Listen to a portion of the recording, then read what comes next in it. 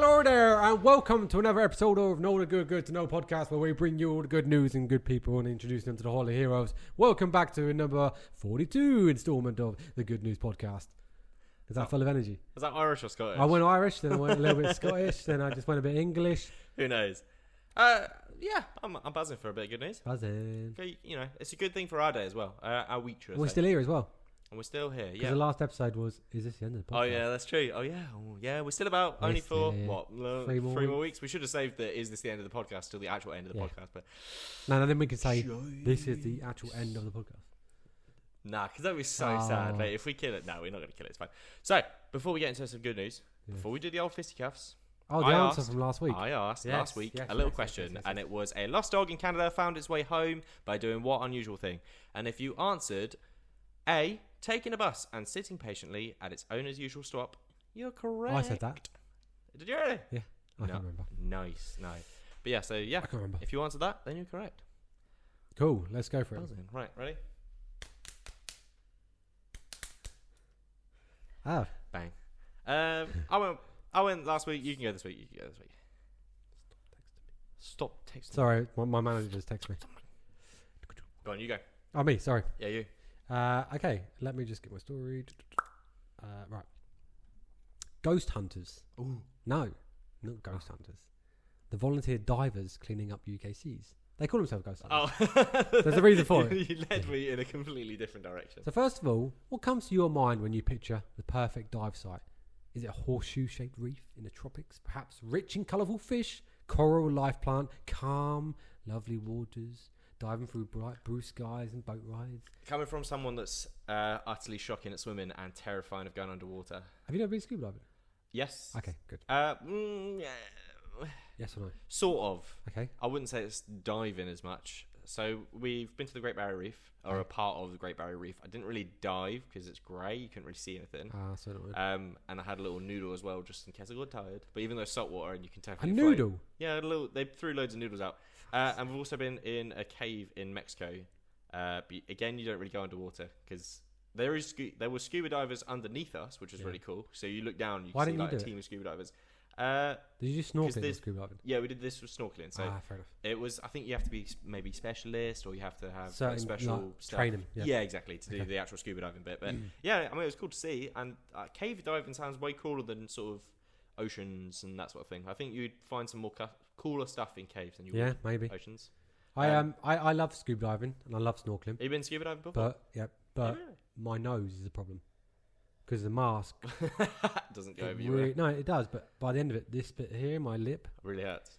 I don't know if it's just my nose or just a mask. Oh, see, this is the thing. It kills so bad. Oh, really? Yeah, after it, I'm not. Oh, okay. mate, so much pain. Fair. You got a beard, so the mustache, mate. This fucked me up. So in the cave, I was like, nah, I'm not having any of it because I put my face under the water and all of a sudden the mask would just fill up because it just filters through your mustache. Mine, I had to keep doing that thing where you go and blow it out. Yeah. But yeah, no, it's still pretty cool. But you can get snorkeling full face masks, which I'm going to get. Not like a spaceman. Yeah, snorkeling. Yeah, I know. They're full face ones. Yeah. Which I'll get when I go snorkeling. But apparently they're really bad for you, but I don't understand that. Bad for you? Yeah. How can they be bad for you? you? It's the same as snorkeling. It doesn't get rid of all of your out breath, carbon dioxide. I bet they steam up but like you must well. have to do it for so long. You're not underwater for that long. I mean, on the water for that long. Yeah, if you're on the surface, you obviously can, like you said, you do the old mask thing. But I dive under, even when I'm snorkeling, right, and whale it when I get to the top. Mate, best time I had was at Egypt. That was amazing. I used to get up at like 6 a.m, go snorkeling. Someone at work said they've done snorkeling in Egypt. I didn't realise it was that big a thing. Red Sea, so really tropical fish. How's that? Stingrays. Isn't that really hard to float? Really hard to swim under. Is that Red Sea not the one with shitloads of salt on it? No, that's Dead Sea. Yeah, that makes a lot of sense. Yeah, that makes a hell of a lot more sense. But anyway, back to it. Diving volunteers were recently tasked to remove several large... So let me get into the story and then let me just roll with it. Diving volunteers were recently tasked to remove several large and hazardous chunks of fishing trawler nets that had become entangled in a shipwreck in the Vale of Leven, a steam drifter boat that sunk in 1917 just off the coast of Brighton. That's a long time ago. It is. Ghost fishing, hence the name ghost hunters. Ghost fishing gear, meaning abandoned, lost or discarded nets, pots or lines, is problematic because there's a cat on the table. Beans, go away. Beans, just shoot her off. Shoo. You're ruining the podcast. Or if not, just sit down. Should be fine. That'll do. Doesn't matter. Where was I? So large nets, pots, lines, and stuff are problematic when it comes to marine life. Of course, we know that. Crabs, rays, fish, and other even larger birds, mammals such as seals and dolphins get trapped in the gear. Again, we've seen it all before. Guys. Where they inevitably die or become bait for other marine life. Become more fish ghosts. And the cycle continues. According to a study in 2016 by the United Nations, each fishing vessel is likely to lose 1% of its fishing gear per year. More staggering still, for every square kilometre of fishing ground, there are likely to be 4.4 kilometres of ghost nets. Ooh, that sounds terrible. Yeah. That sounds like... How can they not keep hold of their bloody nets? Something could just like fall off the... Mate, people need to learn how to grab hold of them nets. Yeah. Stop dropping them. So Ghost Fishing UK was set up in 2015 by Dr. Richard Walker, a scientist and technical dive instructor. Walker was impressed by his time joining a Dutch divers from now, which is like a similar foundation, who also clean up ghost nets in the North Sea, in Croatia, from First World War wrecks in Orkney. Okay, so that's where everything's getting tangled up in them wrecks. Oh, wow. Nunn, who joined the team a year later after becoming increasingly frustrated at seeing nets and other plastic pollution. What was his name? Nunn. That's his last name. Oh, okay. For some reason, I've missed his first name. I haven't put it in anywhere. I've done it once, and I've just referred to him as Nunn the whole time. Yeah, just could Nunn. be she, actually. Nunn. I'm pretty sure it's he. Either way. Well, have a second name as Nunn. That's a strange one, but yeah. Cool. He started diving in 2001 and says he's seen some form of human-generated litter everywhere he's been. Yeah, I bet it's bad. He's since completed 300 dives for ghost fishing and plays a key role in training new divers to add existing volunteers to the roster of 70 so far, which is amazing. The charity works on around 10 projects per year, and in 2022 recovered 1,800 kilograms of nets and 35 creels or pots. Yeah. It currently has more volunteers than vacancies. Nunn estimates that there's 300 on the waiting list drawn to charity just through word of mouth alone through the diving community. The selection process is rigorous with technical diving skills prioritised, obviously. Divers tend to be self-funded as well, and because it's all like a volunteer thing, right? Yeah. There is donations, but it's mainly self-funded. But back to the shipwreck of the Vale of Leven, Nunn pulls out and so the story about like them being on the boat and stuff like that. It's like gives a little story of their visit to that wreck. And the actual wreck itself, yeah. So it describes it as like he pulls out a map of the dive site and does a full site survey. So they do this before every dive just to make sure it's safe and stuff like that. And then they all smack on their nets, their knives for getting ready to get ready to cut some nets, hack through the nets. Yeah. So after the anchor's been dropped, a series of lifting bags appear on the water surface, floating upright like cheerful neon pink cushions. The boat's skipper hooks onto the bags. Now back on deck, the divers are visibly buzzing because you can see the amount of waste that they've collated, basically. So the pillows float up. Yeah, they float up. Drag like all the waste with it. Mate, I bet that's so heavy. Yeah, I bet it's well heavy. As they sort through the nets, returning any life back into the sea, so like crabs, sponges, scallops, stuff like that. A reporter had a chat with them who's running the story and said, asked what motivates the people. One of the dive engineers says, in recreational diving, you often come across litter and stuff like that. Yeah. And it just feels just loads of rubbish why? and stuff. It would ruin your experience like through and through. Yeah. You're expecting to see like colourful barrier reefs and that or whatever, and you don't. You just see crap, just rubbish. And Alex Wilmot, who's a space systems engineer, which is kind of cool, talks about how freeing it is, and also how freeing it is when you see something stuck, like a crab, for example, and you can release it from the net, which has been tangled up, and it just like scurries off. Oh, that's cool. She said she's freed more than 130 crabs, she reckons, which is kind of cool. Do you reckon they like praise her? Yeah. They've got a couple of snips in the air. There was another lady, Phoebe Hudson, who's studying a doctorate in oceanography at the University of Southampton. Smart people doing this stuff. Blimey. Yeah. She said she points out that it's all about conservation and discarding the fish. She said whether you eat fish or not, it's not relevant. It's more about just helping the environment, helping the wildlife which is down there. Yeah. Nunn confirms that there have been a couple of friendly small-scaled fishers in each port which will tip them. So the fishermen, they'd like to collaborate with the fishermen rather than just be like, you're the enemy. Stop messing around. And they say like they'll get tips off some of the small fishers fishermen to say fishers. they've seen lost nets or they've lost a net or something like that. Oh, it's good if they admit it. It's really good if they actually admit, say, look, it fell off the back of the boat. Yeah. We can't retrieve it. Go for it. But on the flip side, they also return equipment back to fishermen if they think it's reusable, which is kind of great, I think, as well. Yeah, it is. Obviously, it's like going.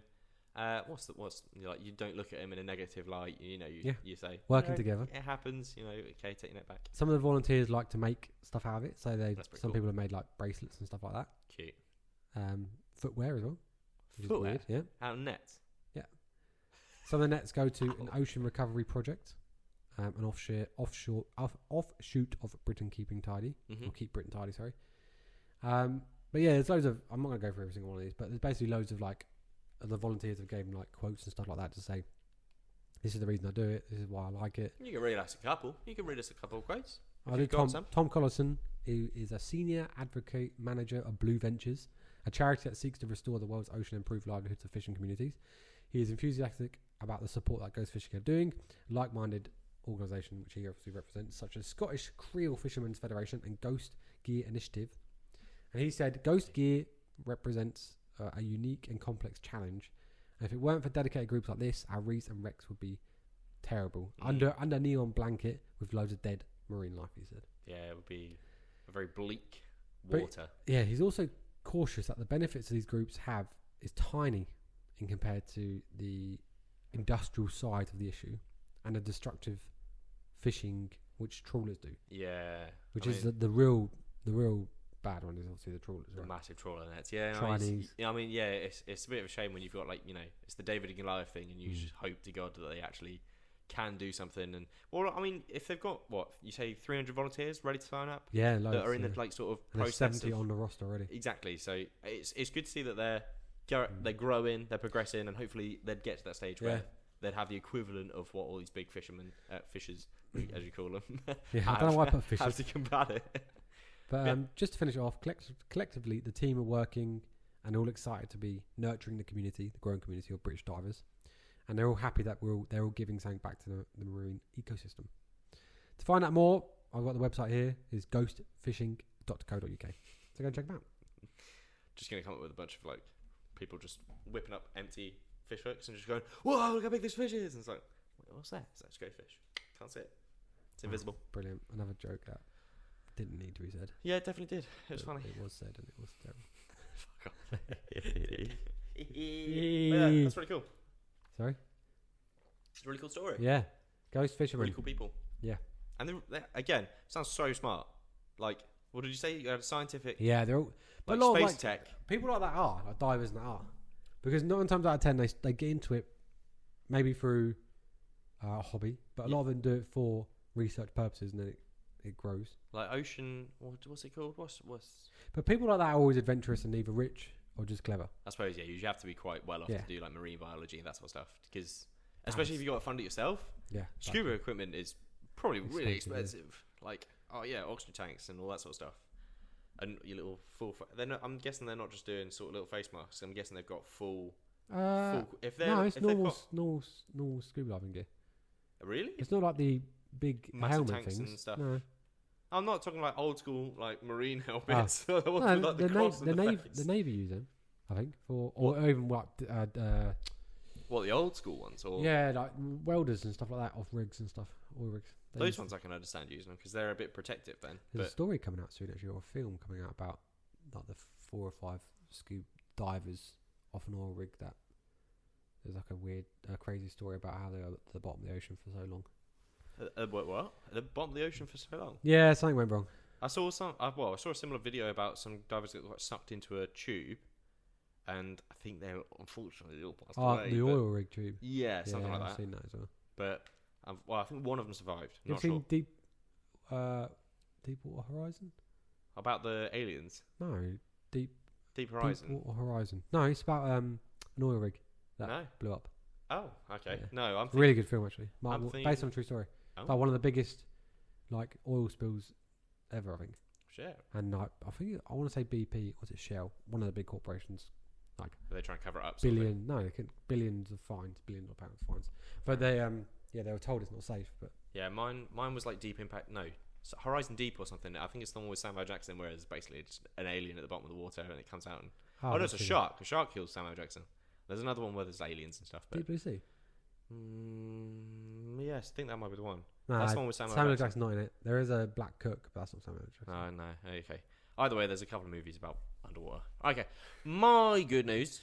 In downtown Calgary, there is a famous downtown Calgary in Where's that? Canada. Oh. There is a famous landmark. Did you see about the plane in Canada? Yeah, the one that spun around. And they all survived. Really? Yeah, they all survived. That's dope. Are you flying Delta? Don't think so, no. Okay. Yeah. What are you flying when you go out there? I'll have to have a look, but I can't remember. But yeah, so hopefully not Delta. Christ.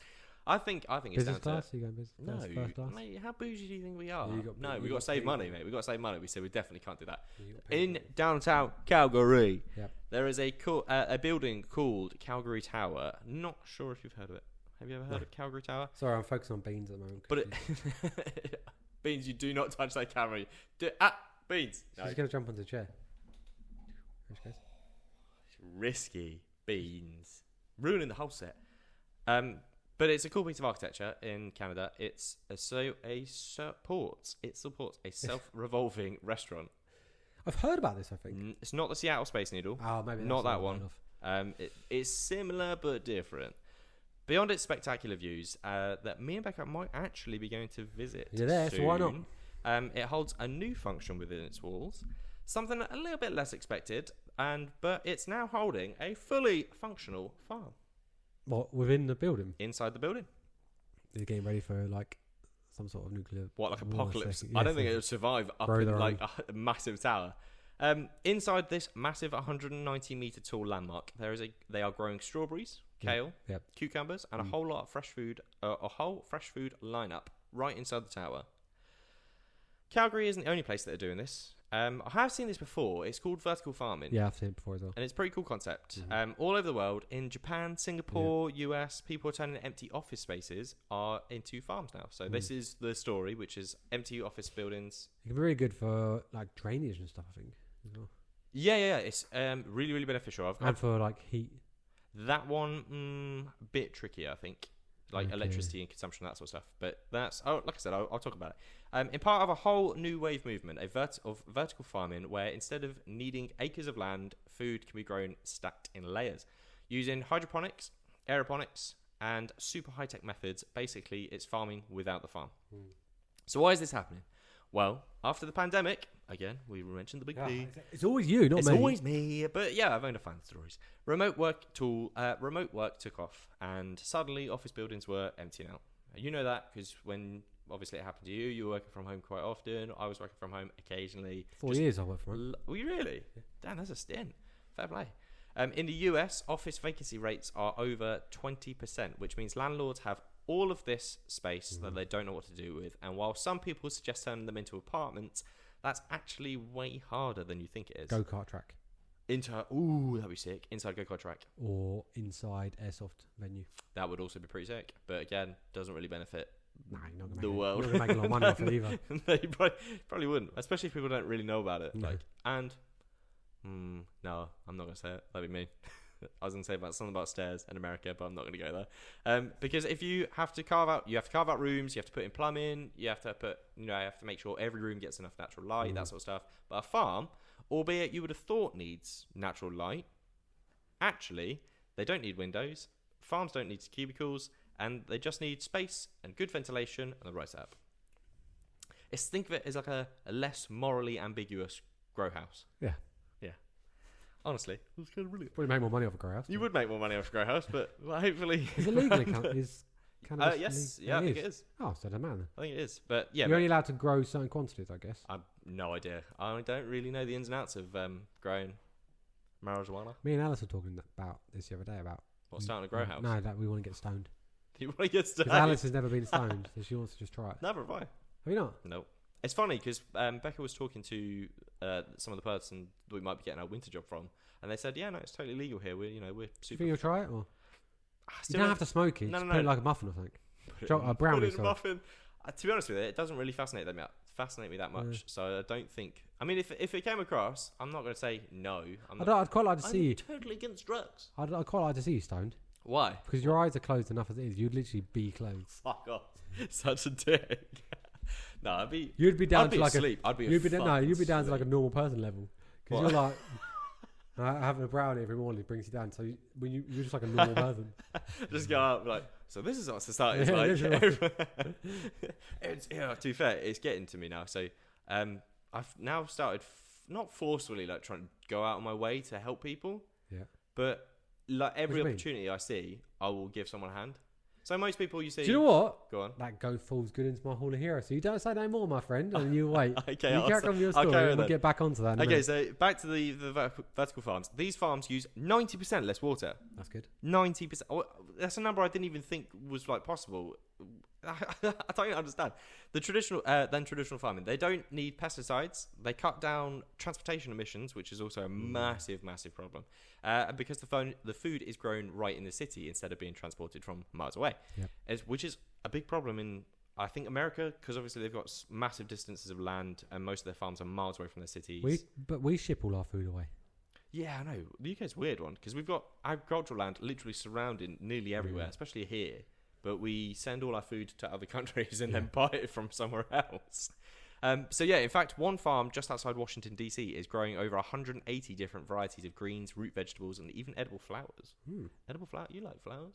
I do. Do you want to eat them? I don't eat them. I just the smell them. All because they don't have to worry about shipping produce across the country. Now, of course, there is a catch. And I think I've said it every single story I've had now for the past few weeks. There's always a negative. Energy running all of these lights, ventilation systems, and fancy hydroponic systems take up a lot of power. I'm not suggesting you start drilling holes in the walls and maybe taking a naughty little feed off your neighbour, because, with the whole grow house sort of scenario. But instead, these farms are starting to run on... Solar panel? Yeah, renewables. You guessed it, yeah, renewables. The really sweet thing is it could actually outperform traditional farms as in almost every way possible as well. Kind of sad, but kind of good at the same time. It is, but you got to think it's sad for the farmers. Yeah. That's obviously the main drawback. But if then maybe the farmers could then change their farms into something else. Maybe they can get a subsidy for turning it into like a, I don't know, national park, that sort of stuff. I thought you were going to say housing. No. I mean, a lot of them will try. But if they can turn it into like, I don't know, imagine you got surrounded by rewilding projects. You had like walks, fields, you name it, everything. How do you make money off that though? I mean, you could charge a fee, maybe. What, for people to walk on your land? Yeah. People aren't going to do that. It doesn't have to be expensive. You can like a couple of quid. Walk out here. What, in your garden? Yeah, but unless you plan on rewilding your entire garden, I don't think it's going to be as nice walking around like loads of trees, forests, that sort of stuff. That's what I'm thinking of. Okay. Or, I don't know, there could be millions of reasons. Or millions of things. Dirt track. Yeah. Go-karting. There you go. Airsoft. Also, outdoors. On flat land, so you ain't got to go upstairs. But yeah, the best thing that I can see for this is reducing the transportation, reducing the costs through reducing transportation, because I think that is the main reason. So in America, well, really and truly across the world, grocery prices are through the roof. Yeah, UK's actually think it's quite heavily taxed, isn't it? Yeah, there's that to it. But like again, everything is. Because obviously transportation, everything's really expensive on top of the tax and stuff. Yeah. Vehicle tax. Literally everything accounts to food prices. Yeah. So if we can grow things inside of cities without needing to transport them around the world, around the countries, etc., etc., I get it. We'll be knocking massive prices off, hopefully, as long as like the people that are supplying it aren't going, no, we want to make some money. You say that, I'm going to be the devil's advocate. Yeah, okay. Yeah. Right. There's a few local farmhouses around here, farm shops, which grow their local stuff. Yeah. And you pay 15 quid for a bag of taters. Yeah. And then you go to Tesco and you pay 3 quid. Yeah, but I think that's a little bit different in a sense that obviously farms don't get paid a great deal and their overheads are massive. Yeah, but... So obviously they have to... So you think farming, a tractor nowadays, for like a relatively decent one, costs like at least $600,000 to $1 million? Yeah, how much are they selling it to Tesco and stuff like that? Probably nothing, because Tesco's have probably got like dirty deals that they basically make barely any money. But if they do it in their own shop, obviously Tesco's isn't going, I will buy it off you for this lump amount of money. Yeah. They have to sell it individually. So that's why farm shops are probably more expensive, because they're trying to cover overheads and things like that. It's not easy being a farmer. No, I feel so bad for them. And I hope that the government does pull their finger out and do something for them. But we don't have that kind of power. So unfortunately, yeah. But yeah, so back to vertical farming, obviously, very, very positive. So yeah, while some empty buildings sit there gathering dust, others are being turned into giant salad-making machines. And honestly, I'm all here for it. Yeah, I like that a lot. Future farming. Oh, I put something. Oh no, yeah, it put something at the end, which is salads over suits any day. But yeah, so put in food in the heart you see. Good, like it. Good idea. Chickens as well. They should have chickens. Oh yeah, imagine. That'd be stinky. Yeah, but they could use the waste products to feed the chickens, and the chickens lay eggs, sell the eggs. Chickens on the top floor because they feel like they're really high and flying. Chickens, yeah, give them windows. Give them nice big windows. Yeah. Free range office chickens. Yeah, free range office chickens. What the fuck? They've got cubicles to run around. Give them a couple of floors. Yeah, no, I'm not saying they're restricted to one floor. Yeah. They can have an entire skyscraper if they really wanted it. But chicken towers. Mate, imagine the noise from it. You've got an entire imagine working next door to it. Just looking over, you're looking through your window. You just like look outside. You get a bit of sunlight on your face, and you just look across. Chickens staring out the window. You've got like 50 chickens just lined up. Just what the fuck are you doing? Weird little human beings. But yeah, cool idea, and I love it. Cool. And I might go see it. Yeah, do it. Take a picture.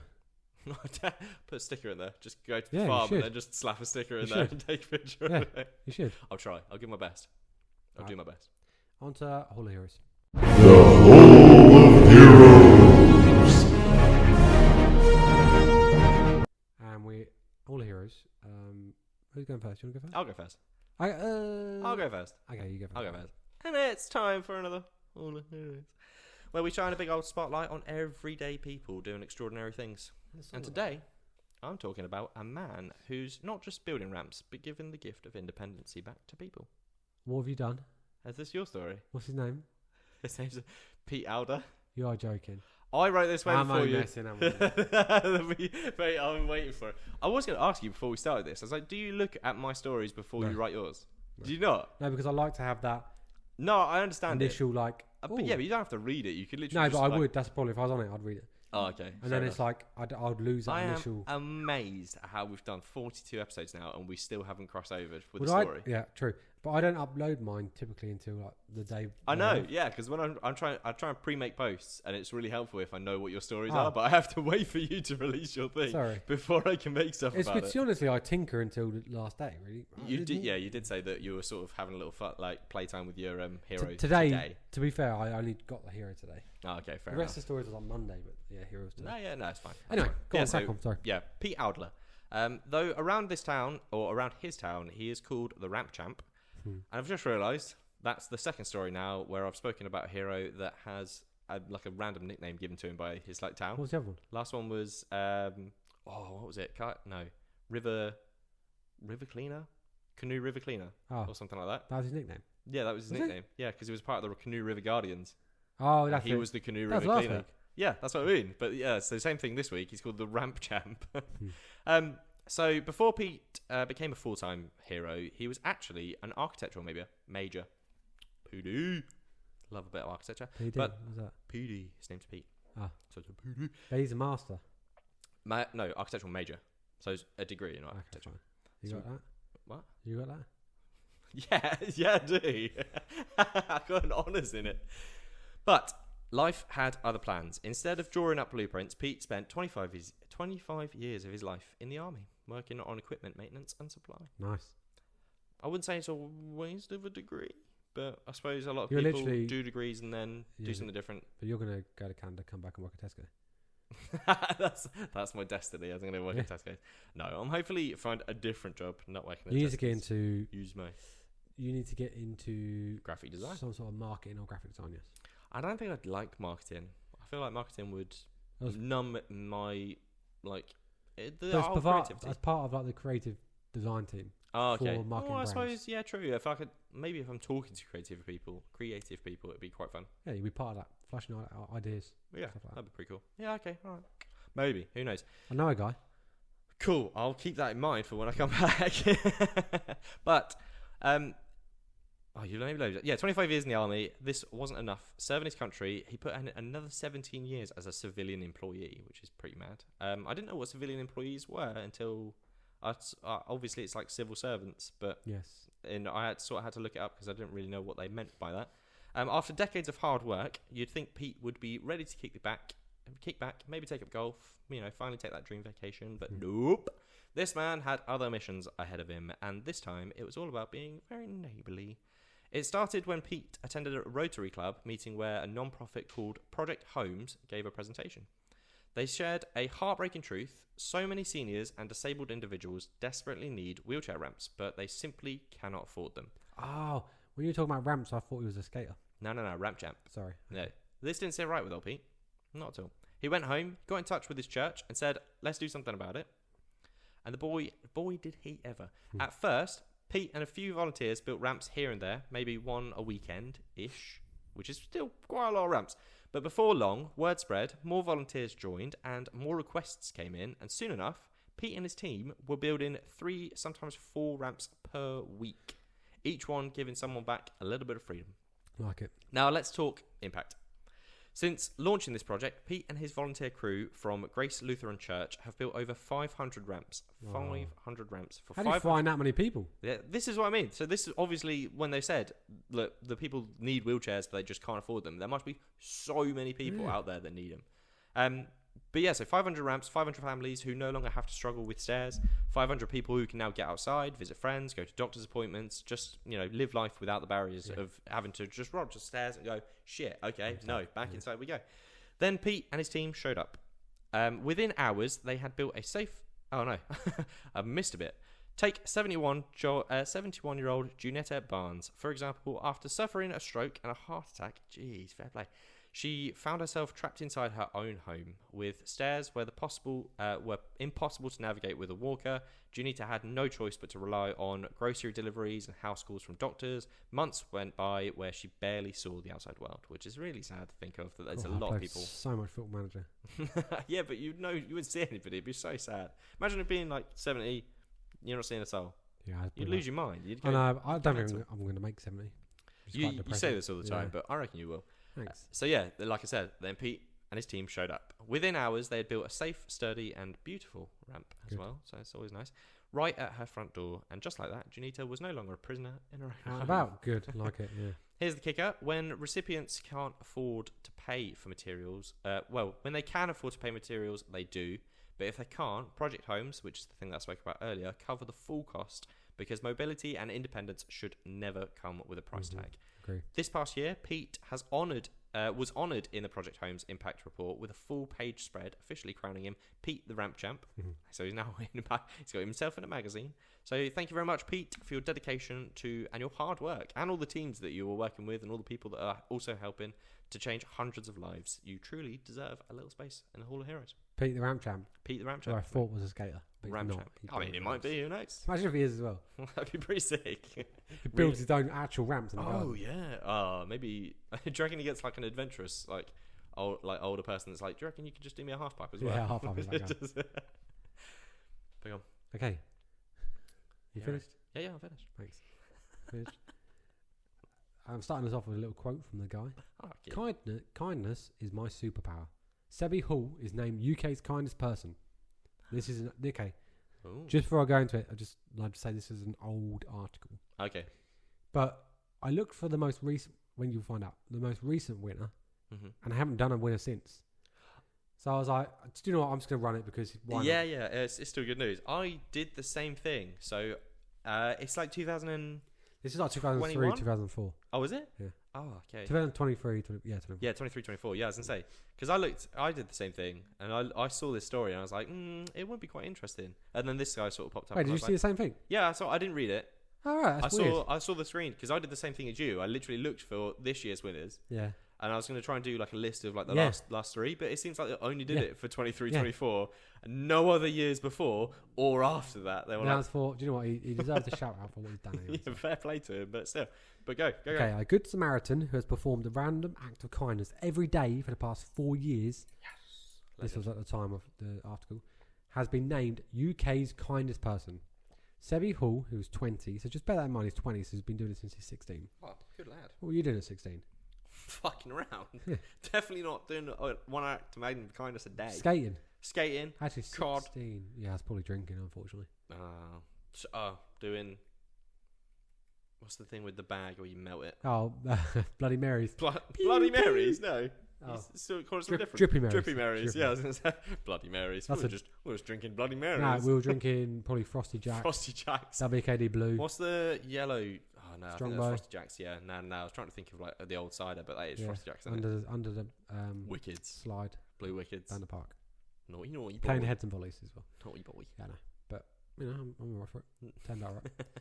Sebi Hall, 20, was selected from almost 500 nominees to be crowned UK's 2023 Kind Hero by American snack company Kind Snacks.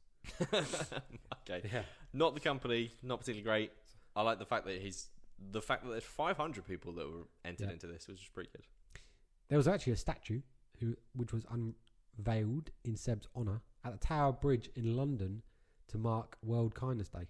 I think. There's a picture of it, so you can put it up on the socials. Ooh. Have you done this before? No. What I did a story about the townspeople that protected this statue. Oh, Sebi's statue? Yep. When? So the townspeople. So his statue was going to get taken down. Let me go through this. I find can't it. remember what episode it's on. It's probably like 6-7 episodes ago. Go on Instagram. You'll be able to find it easier because you can look at the picture. I don't think I did a post about it because it was pretty difficult to make a post about. But I think I did a story about the town because his statue went back to his hometown and into a museum in his hometown. That's early days. Yeah, and then lots of people it was going to get taken down somewhere, but the people donated money to protect it. To That make can't sure be it his. stayed. Surely I think it is Seb. Yeah, because it rings we well. need to check that. We'll do a fact check. Yeah, Let me run through every. You do note that now Seb done. while I go through Go this. on, yeah. Tell us all about Seb. So the statue was later transported to the hub in Sebi's hometown of Lichfield, Staffordshire, Yeah, I told you. where it permanently resides. Yeah, Printed on a plinth of his statue, Sebi's motto, "Kindness is my superpower." it is. Sebi's journey began in March 2020 when lockdown meant that he had to adapt to remote learning. Concerned about his fellow classmates without access to computers who were unable to attend online classes, he decided to take action. Inspired by Captain Tom Moore, who completed 100 laps of his garden ahead of his 100th birthday, Another legend, yeah. Sebi made a commitment. I'll show you about his daughter. Sebi made a commitment to. Have you seen her? Yeah. Sebi made a commitment to complete 100 acts of kindness in 10 days to raise $1,000 so his classmates could purchase a laptop. How cool is that? That's so good. Since 2020, Sebi has managed to exceed his funding goal, which hit 55,000 for charity. Sebi was born with a rare chromosome anomaly, which caused him physical and communication difficulties as well as mild learning disability. After his diagnosis at 1 year old, we were told he'd never walk again. This is his mother. Oh. He would never walk, talk, sit up, or anything, basically. So for him to go on to do this is inspiring. In 2022, Sebi won a World Compassionate Award for his positive work and was awarded $10,000, which he used to set up Sebi's Hall Kindness Foundation, a charity dedicated to preventing disadvantaged and disabled youth from becoming socially isolated. Yep. Sebi is the isolated, lonely person that he's helping, said Mrs. Hall, who's his mum. He can't read, he can't write, so he can't text or ring people. So the organisation that he's funding are to help others in a similar situation. You can make a difference every day in a little way. It doesn't have a cost. Mm-hmm. Sebi's charity funds projects that champion inclusion for people with disabilities to enable them to lead fulfilling lives and put kindness at the centre of everything they do. Patrons of the foundation include British actor Eddie Marsan. Who's that? Eddie Marsan. Don't know. Richard Blake, who starred in Game of Thrones. Sebi has also received support from Anton Deck and Catherine Tate. If there's one thing this world needs more of, this is Richard Blake who we're talking about. Okay, yeah. It's Sebi's, basically. Sebi is a shining example to me of how to live and offer love and kindness to others. He is an inspiration, an incredible young man, and I'm honoured to be a patron of his foundation. Over the past 4 years, Sebi has performed thousands of acts of kindness, from purchasing lottery tickets for people who are helping his neighbours and dog walking, and offering police officers biscuits out of his own pocket money. Oh. He's also donated 400 coats and blankets to homeless charities, 800 toys to children's homes, and during Halloween, he collected leftover pumpkins and delivered them to food banks, helping to provide 300 meals. Wow. Since launching the charity, Sebi has won numerous awards, which one of them includes a Point of Light Award, which is given by the Prime Minister. Oh, wow. That's pretty cool. In 2022, Sebi saw an article about orphans who had been displaced from their homes in Ukraine, so he was keen to help. Mm-hmm. With a sponsorship from a rail company and a hotel, Sebi was able to travel to Edinburgh and personally deliver 500 teddy bears to the children. Oh, my God. Honestly, it goes on and on. Yeah, keep Senior going. brand manager of Kind Snaps, Sam Womrock, said, it warms our hearts to see a sheer volume of people being selfless and devoting their time and effort to helping our people and communities. The scale of the impact delivered through the entries we read was absolutely overwhelming. Sebi's story in particular highlighted the importance and kindness of transforming people's lives for the good, basically. Mm-hmm. Sebi is a shining example of the far-reaching impact that lifetime commitment to kindness can have. Honouring Sebi's kindness with a statue felt like the right way to celebrate an outstanding person. It truly was. So shout out to Sebi Hall, who I hope is continuing on with his kindness, but shout out to the lad. And And if you want to go see a statue, it's in Lichfield. It's still there? In the museum in you find a story? Yeah. What episode was it? 24. Oh, wasn't that far away? Heroic save for the UK's kindest man. We were talking about I remember this now. Yeah. We're talking about it. beloved statue and the incredible team effort that saved the day, and I think you're going to like this one. That's what I wrote. Wow. Sebi Hall from Lichfield became the national icon, yeah. COVID-19 pandemic, every single day, 3 years, the young man was... So you basically, helping out we've others. already covered that story. No, I didn't write... So I wrote about the team that saved his statue. I didn't write about him specifically. Wow. So, full circle. You Right. just talk about him. Spud it. But yeah, I didn't put it in the end of there. I probably should have done, which... I read so much. I got home. So, random acts of kindness. Yes. Today, I went to go take a picture of a site. It was in March, so I was walked to it, and there was a guy uplifting rotten benches and putting them on his trailer. Oh, okay. Wrought iron benches, so they're pretty heavy, and he's on his own. And I literally took 3 steps back. I was like, "You all right? Do you need a hand?" And I was expecting him to go, "Sorry, you can't help me because like health and safety." All that, yeah. And he goes, "Could you?" And literally just lifted his bench. It weighed a ton, to be fair. And you were just like, ugh. Well, I was like, "Oh, I hit the gym." Gym this morning. I hit the gym, and he goes, "Yeah, you look great." I was like, "Oh, thanks." No, so I lifted it up on this trailer, and yeah, just walked away. And he went to shake my hand and everything. I was like, "Oh, fair." Don't touch me with rotten hands. Don't touch me, disgusting little You peasant. peasant, I helped you, but that's enough, thank you. Disgusting. Nah, he was wearing gloves, so fair. But it did make my hand dirty. I was like, "Oh, great." Fucking No, I'm joking. No, I just found that it's fine. And I also helped a lady cross the road. And I never thought I'd ever do that. I never thought I'd come into the situation where I'd actually need to help a lady cross the road. But she couldn't get down the curb. She couldn't get up the curb. So I had to help her. Done the same thing not too long ago. Did you really? For a bloke. Oh. He was in the village, actually. I think he had like a stroke or something. Oh, bless him. And I often see him walking around the village. Yeah. And it was really windy. Ooh. And he used like a walking stick. And he was sort of stuck. He couldn't get up the curb because it was so windy. He couldn't, that's what this lady. He couldn't risk taking a step. Yeah. So I helped out. Yeah, it takes literally no effort. And the thing I told Mum today, and she goes, "Oh, I've raised you right." And I was like, "I mean, it doesn't take a lot to be kind." And the saying goes, "It's what is it? It's free." Yeah. What is it? Don't know. No, it doesn't cost anything to be kind, does it? You're right. Yeah, which it literally doesn't. You can do even just paying compliments to people. Come on, I'm looking forward Takes to nothing. the quiz. Come on. Got, Enough of kindness. Come on. let's Sorry. crack on. Oh, I'm still in the old episode. I was like, wait, have you not done it? I don't do the old side story anymore. I was like, still on episode 24. So it's time for news or nonsense, Whoop, whoop. where we do 3 fakes and 1 true. We or AI? AI. AI. I mean, I find some of the stories sometimes, but sometimes when you ain't got enough time, AI's got to do it for you. You know, we've got to take use of all this technology. So here are the stories. City introduced free bikes for late night workers. A city in Sweden has launched a free bike rental program specifically for night shift workers.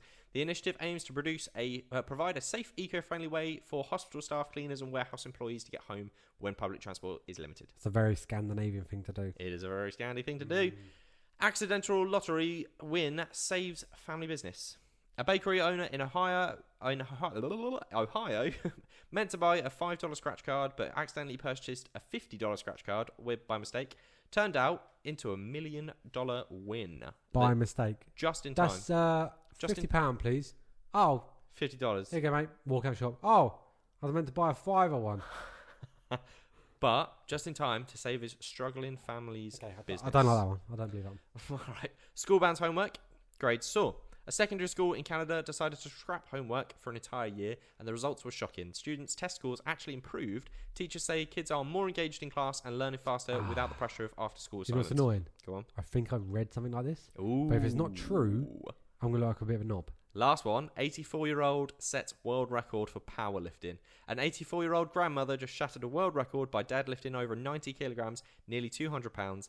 She started lifting weights in her 70s and says it's her goal to inspire others to stay strong at any age. I've also read something like this recently as well. I think I'm leaning towards the homework thing, even though the bike thing's quite Scandinavian. Do you want me to do a little recap, or are you good? No, I'm good. You're good. What do you think?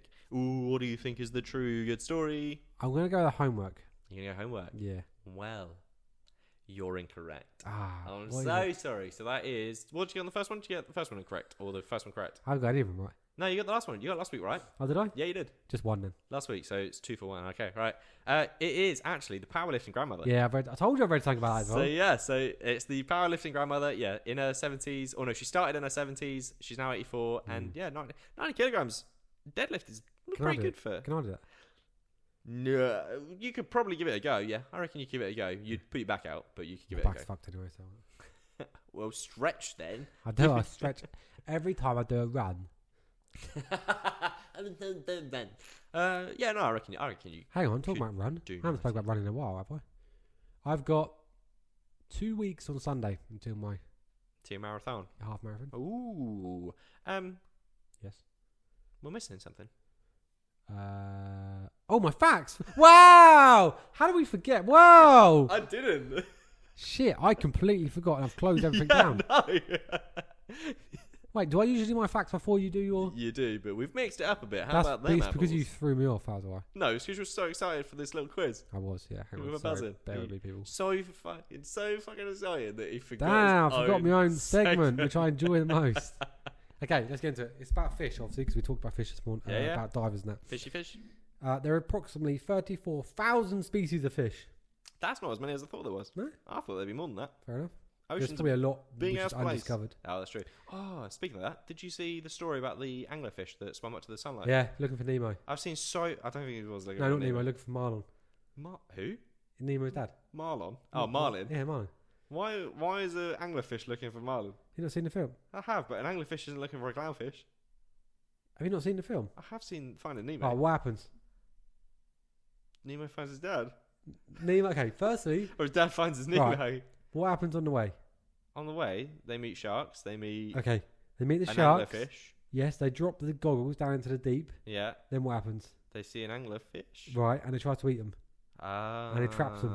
Okay. And then he scurries off. All right, okay. I don't remember the entire I movie. read so many comments on that post, and not one person made a reference to Finding Nemo. You should have done it. You could have been that guy. I was like, are you guys alright? This geezer's clearly looking for him. Yeah, he's getting revenge.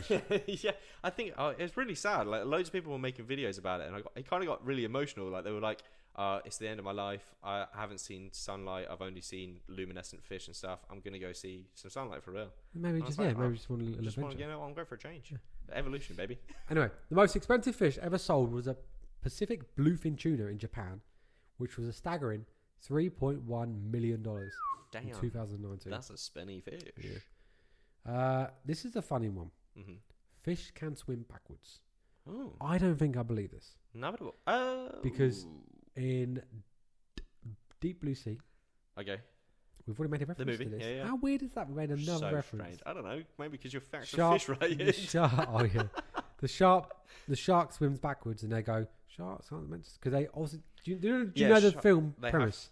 Do you know the idea of the film? Do you know what it's about? No. So they make sharks more intelligent. Oh. Okay.